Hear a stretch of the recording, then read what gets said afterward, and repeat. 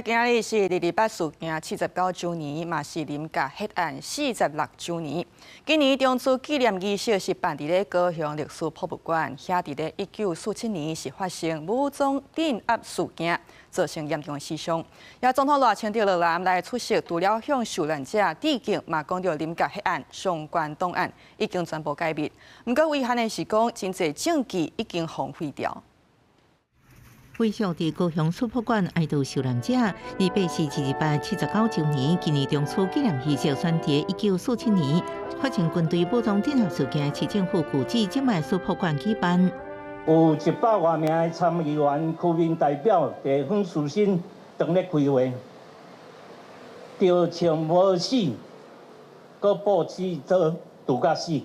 这包括。 阮老爸献花向受难者致意。王文宏的爸爸王冰水伫镇压事件中遇难，79年过去，因渴望政府重视转型正义，218基金会今年用记忆为度，正义启航会地代表家属会挥别目屎，扬起红榜，驶向公益未来。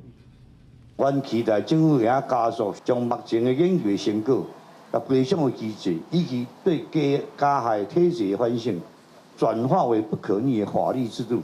林家主体血案甲当年的资料并无完整，连口述资料也并非真实正确。尤其按促转会甲监察院等调查报告，咱会当看到，当年真侪证据是被系统性毁灭，因此这档案必须要再分析研究，再当应用。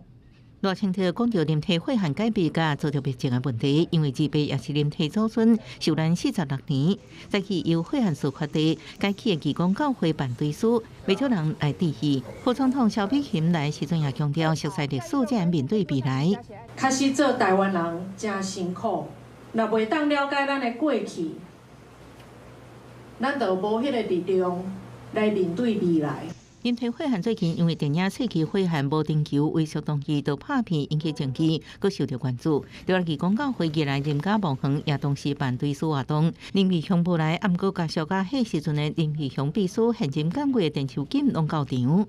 根据这样的一个真实发生过的事件来拍这个电影，那我是觉得说，对当事人应该要有最基本的一个尊重。 伊强调，电影改编真实事件，应该按有更较有效的处理方式，尊重当事人会更较好。记者综合报道。